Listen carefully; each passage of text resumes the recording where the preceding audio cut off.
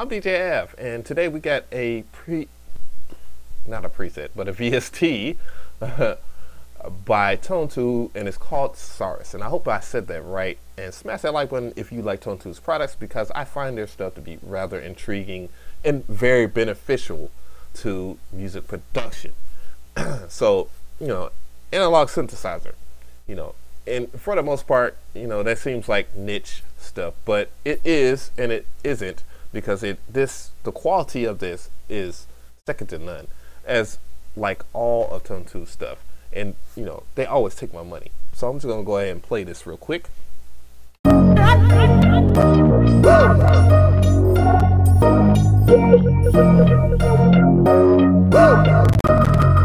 Woo.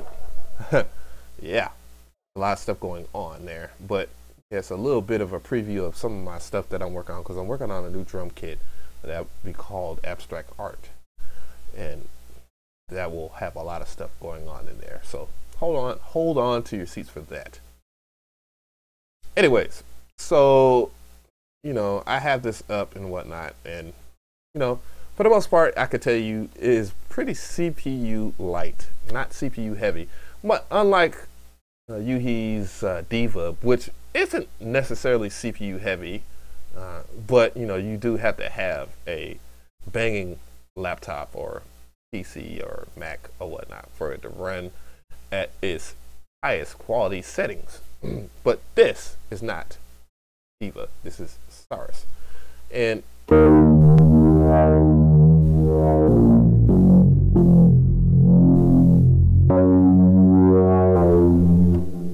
as you can see, that bass is very good and rich. So we're gonna go through a lot of the presets here. We're gonna, as you can see, you got traditional,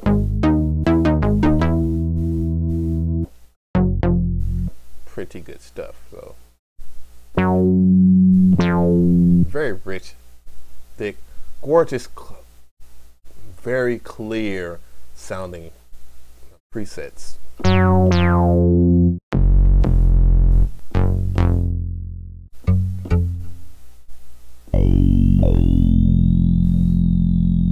I was going through a lot of and some of this stuff might not be available to you, because I actually bought the arpeggiation set, because I love arpeggiators. Arpeggios make my day.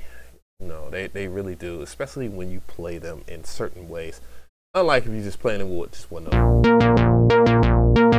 Yeah, if you add just a little bit more flavor to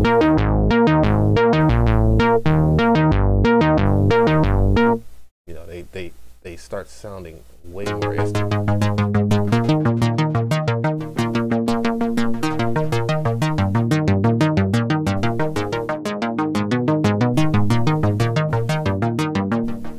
They start sounding way more interesting than usual, and they get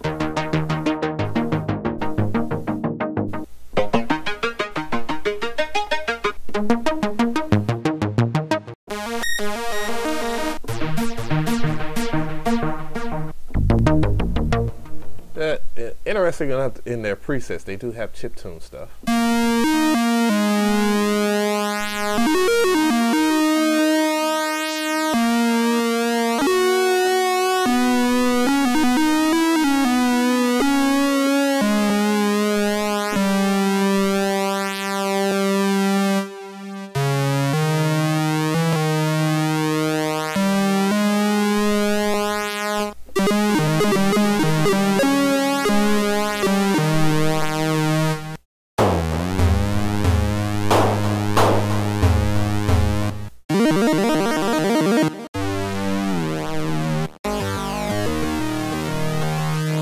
Some drums and stuff.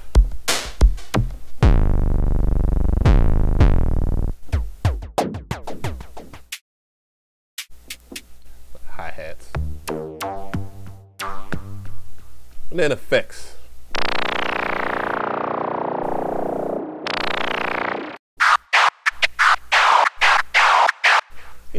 Very reminiscent of a lot of Korg stuff. The OXBA, I believe, is called.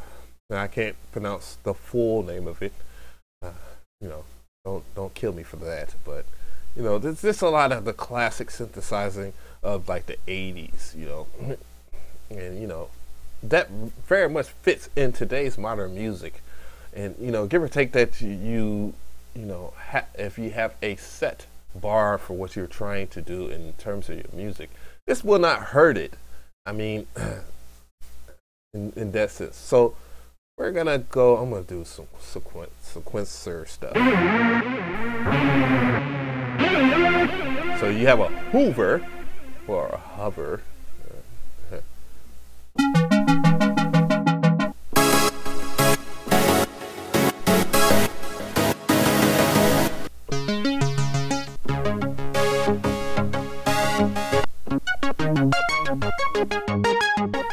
You go a little darker.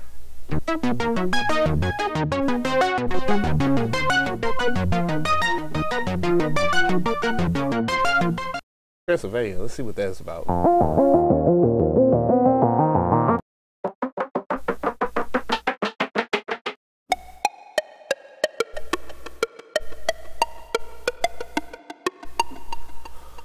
So, and you know, I could end it there on the presets.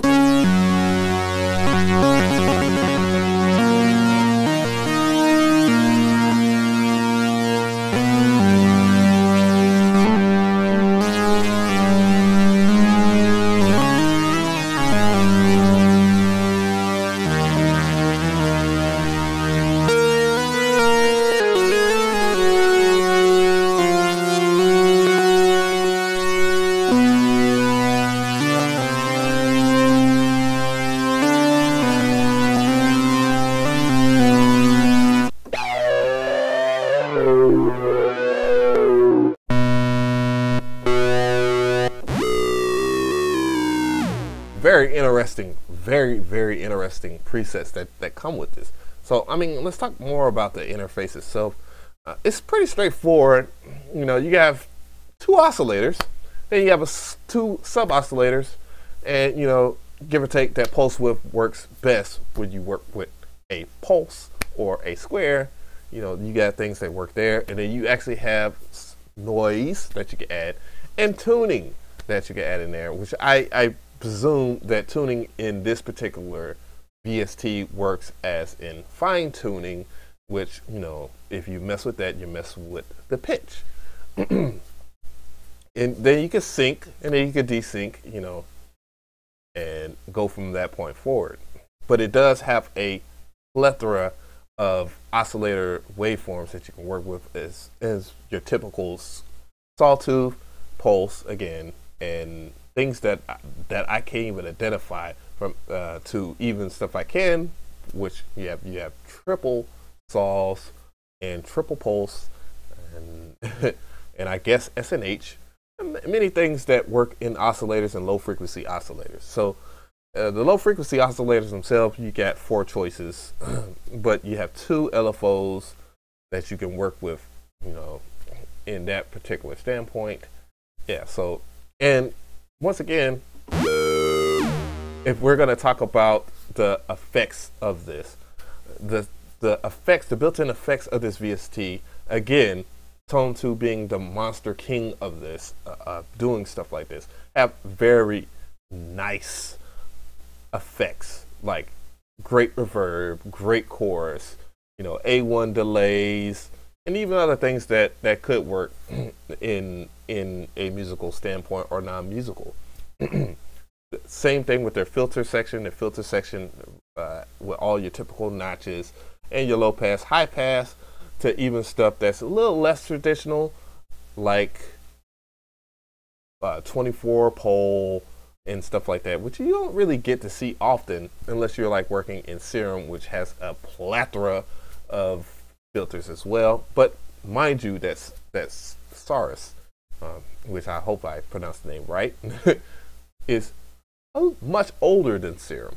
So give or take, it does have a lot of features for that. And this came out in 2012. But hey, I never reviewed it. Hey, but I want to put this to the light. You get your mod matrices. You have 3 mod matrices in configurations, which I'm going to look into there. It says light drift, light noise, light saturation. So you have things that were, you know, in other VSTs are not available, and especially when you talk about saturation where you're adding harmonics and stuff like that, that are considered desirable to people that have heard them all their lives, that giving you a dirtier synth. So this synth, I would look at it I would look at it as an analog, kind of modeling analog gear on the outer world, which has that dirty feel, but just in a digital standpoint. And Unison as well, you know, Unison is great with Tone 2's products. That's where they really, really shine, I believe. But yeah, if you like this review, give it a like. If you have any comments, please leave a comment. I will be finishing this track soon because, yeah, this track rocks. It really does.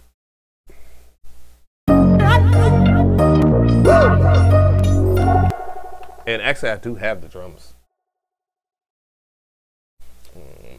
Damn it, man. Damn it, man.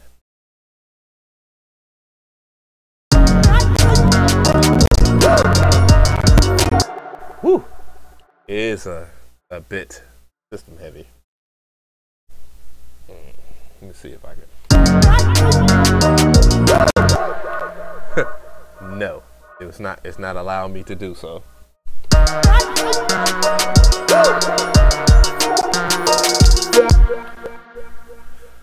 Yeah, anyways, I'm DJ Av. Fell fish. I'm out. Peace.